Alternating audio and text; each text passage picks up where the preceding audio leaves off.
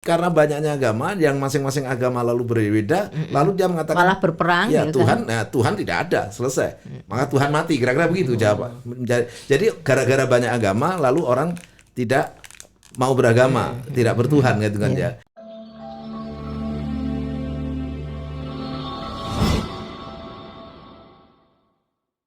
Begini Bu, aku juga kan gini. Ada orang pernah kerja ikut kapal. Terus waktu kita diundang ke itu Gus, Jombang. Jombang kemarin Iya, kan. betul. Jadi dia kapalnya itu masuk ke kirim barang peti kemas ke kawasan Israel sana kan. Dia kaget. Ada Yahudi, ada Islam ya. Sholat bareng bersama-sama kan? Sholat bareng dan ngobrol bareng, ngopi Iya. bareng. Nah, teman ini tanya sama yang Yahudi, "Loh, kalian kan sedang perang gitu." Yahudinya jawab begini, politik. Enggak, ya memang ya ini sih untuk teman-teman ya. Jangan selalu menggebiah-uyah Yahudi itu mesti seperti yang digambarkan yang dalam peperangan itu politik. Semua sama ya menurut Abi sih begini. Ada orang Yahudi yang baik, ada yang jahat. Ada orang Islam baik, ada yang tidak gitu kan. Ada Kristen yang baik, ada yang tidak. Ada kafir zimmi dan kafir harbi gitu ya. Ya maksudnya memang iya benar kan Rasulullah begitu. Jadi kalau dalam konteks Yudaisme memang Tuhan mereka ya Ehad. Ehad itu ya benar-benar mereka malah lebih keras ya. Kalau mengucapkan Natal completely tidak boleh sama sekali.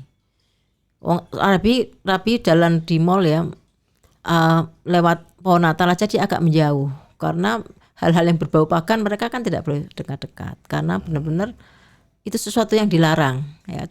Apalagi makanan kan mereka harus kosher.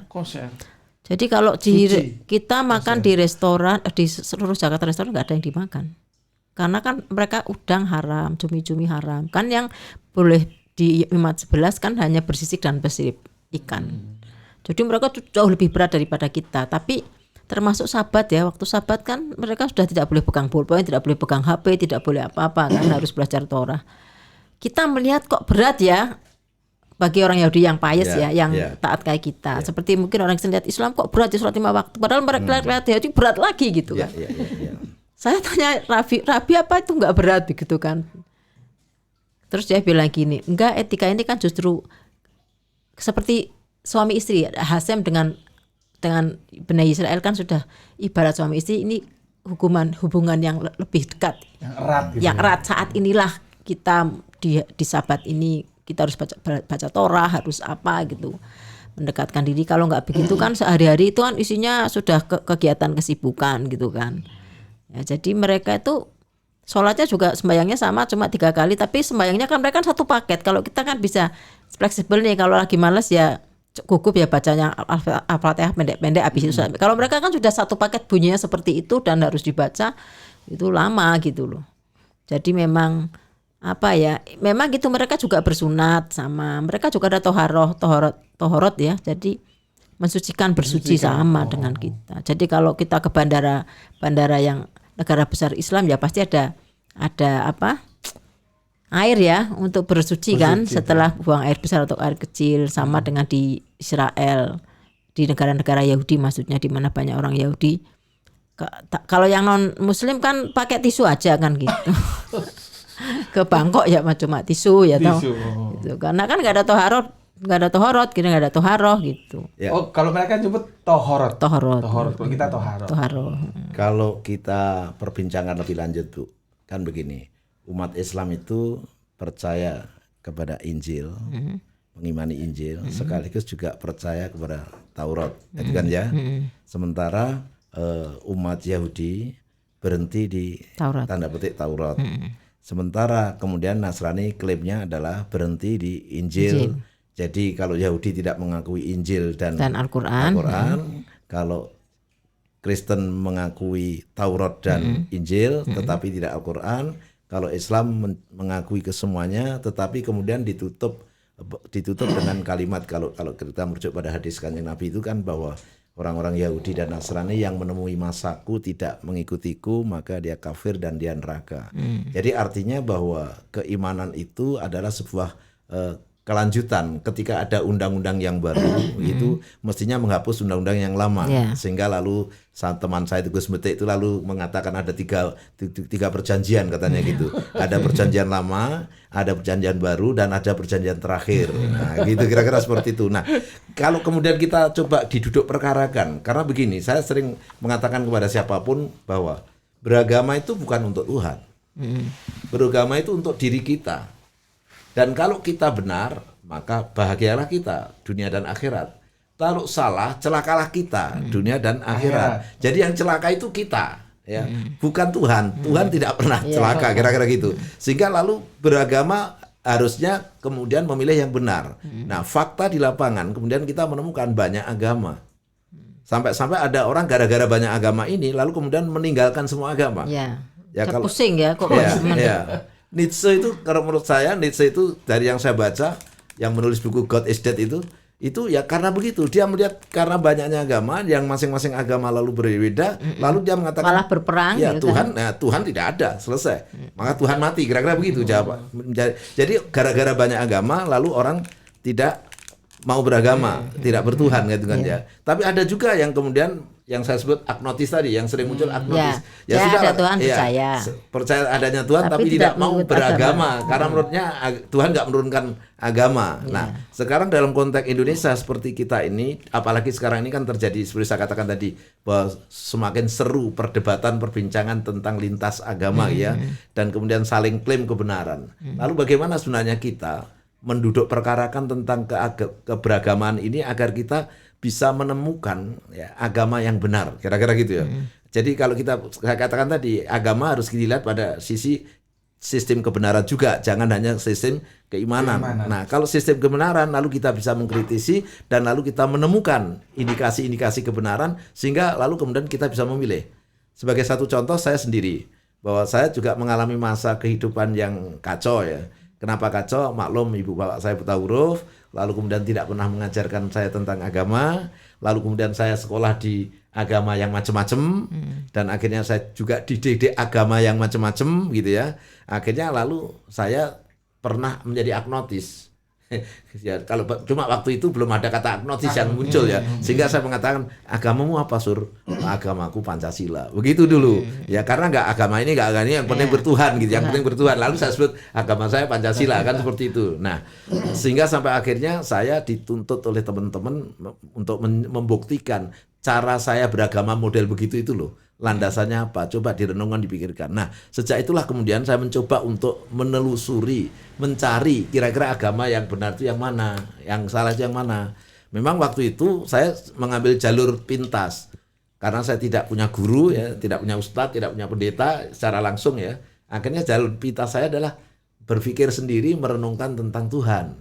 Karena buat saya semua agama ujungnya bicaranya mesti Tuhan, tidak mungkin bicara yang lain. Jadi yang lain-lain itu utama. yang lain-lain itu istilahnya komplementnya, tapi inti sarinya adalah menuhankan Tuhan atau mengajarkan adanya Tuhan dan siapa Tuhan, kira-kira begitu kan ya. Karena itu lalu saya mencoba merenungkan. Ya, kebetulan saya seperti saya katakan tadi, saya pernah bersentuhan dengan akrab dengan kekristenan, saya pernah bersentuhan akrab dengan kehinduan, lalu kemudian juga bersentuhan dengan keislaman yang saya sangat minim pengetahuan. Akhirnya saya waktu itu mencoba membandingkan konsepsi Tuhan. Ya waktu itu ya secara sederhana ya karena saya diajarkan di gereja waktu itu bahwa dengan Trinitas itu, dan waktu itu pemahaman di tempat saya itu di gereja Katolik ya. Itu pemahamannya adalah ada Tuhan Bapa, Anak, Roh Kudus itu kan ya, atas nama Bapa, Putra dan Roh Kudus kan begitu, doanya kan begitu. Lah saya berpikir secara sederhana, maklum lah waktu itu tentunya masih tingkat SMA ya. Terus saya berpikir ini berarti tidak satu, kira-kira gitu. Lalu kemudian saya coba melihat Islam, wah itu apalagi lagunya Roma Irama itu yang waktu itu pedomannya lagunya Roma. Katakan Tuhan itu satu kan begitu kan. Ya. La ilaha illallah, tiada Tuhan selain Allah. Secara konsepsi, berarti yang menggambarkan Tuhan satu ini adalah Islam. Dan menurut saya memang tidak logis kalau Tuhan harus lebih dari satu. Ya, karena kalau Tuhan lebih dari satu, nanti kekuasaan Tuhan tadi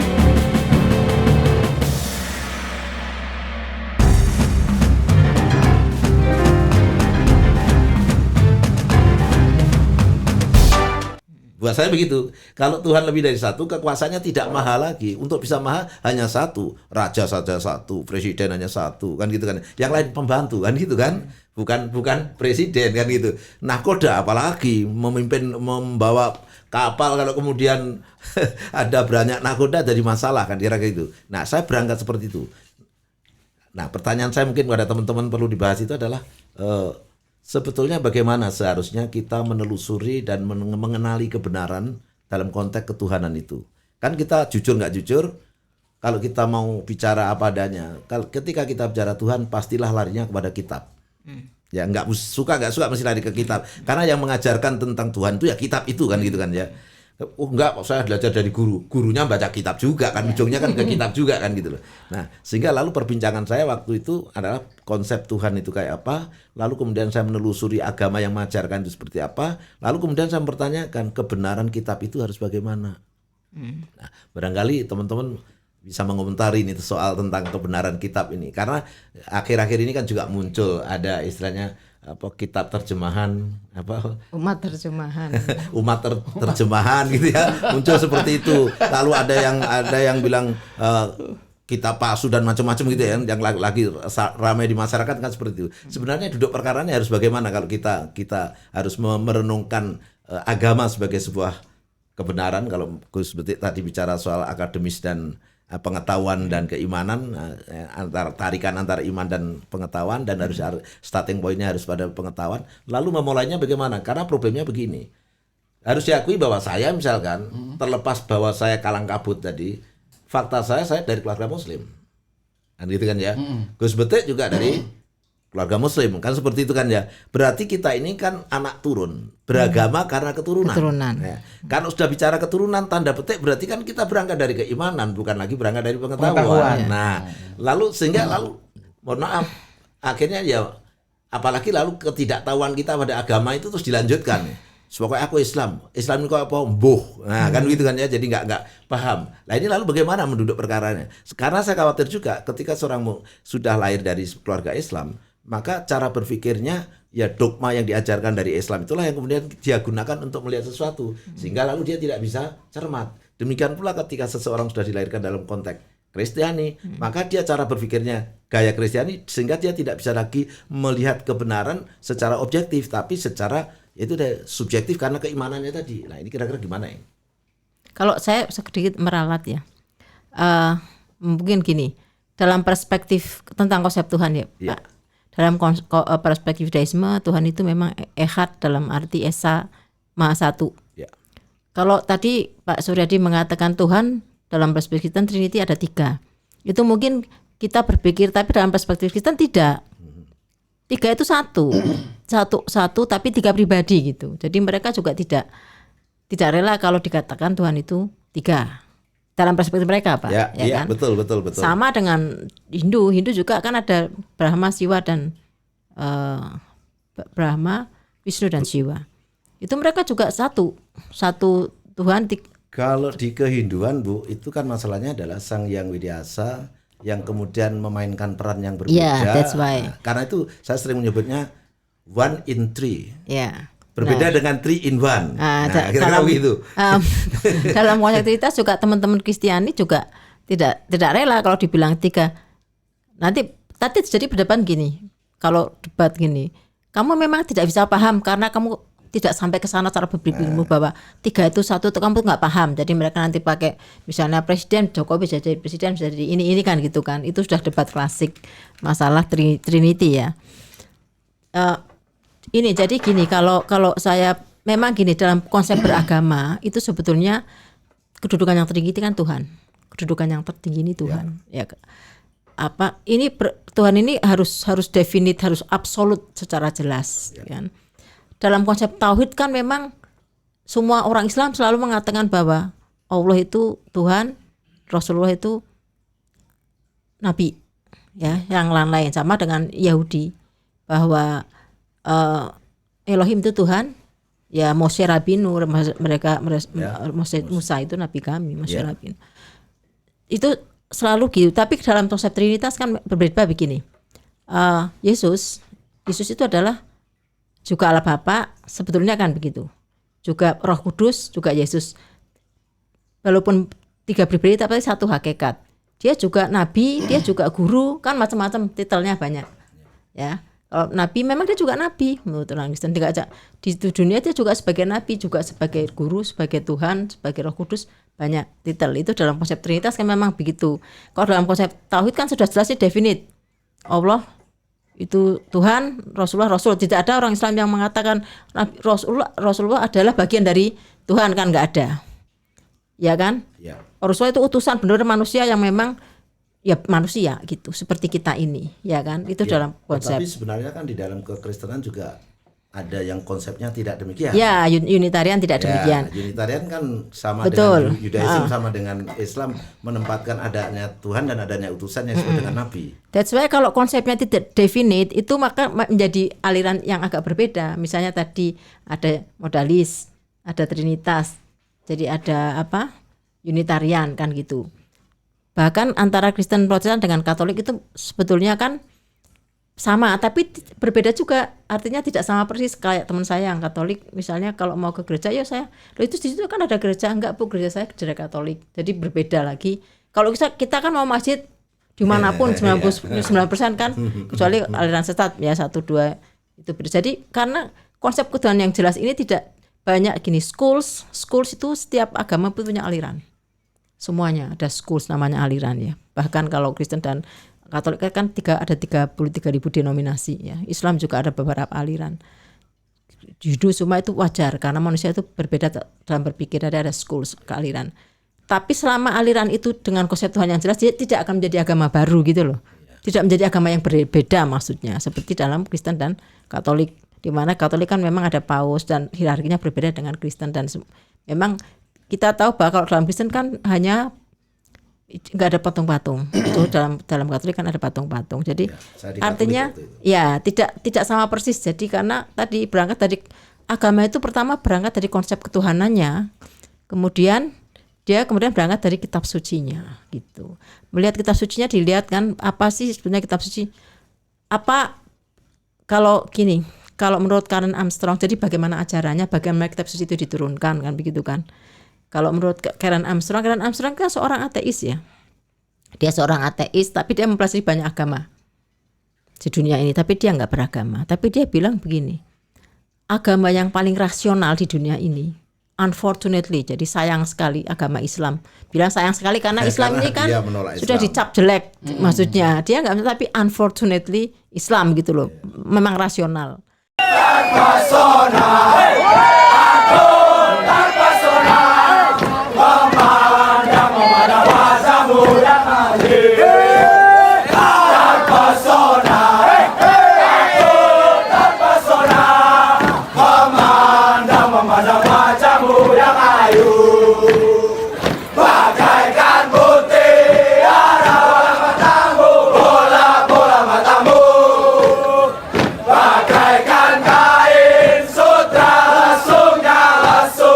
Bebemos